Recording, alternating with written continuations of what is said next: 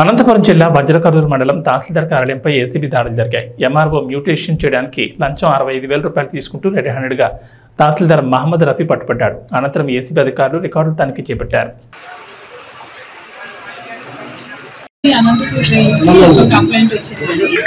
Complainant Venkateswarlu వాళ్ళ మామ 5.5 ఎకరాల భూమిని మార్టిగేజ్ చేసి వేరే వాళ్ళకి రిజిస్ట్రేషన్ చేయడం జరిగింది.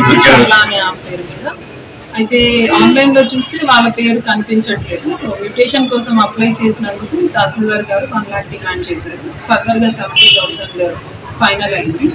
ఈ రోజు కంప్లైనెంట్ ఫోన్ పే ద్వారా అంటే ఎంఆర్ఓ గారి రిలేటివ్ నెంబర్ ఇచ్చి దానికి ఫోన్ పే ద్వారా 65,000 పంపించుకోవడం జరిగింది. ఈరోజు కంప్లైంట్ దాని గురించి ఎంఆర్ఓ గారిని చేశారు.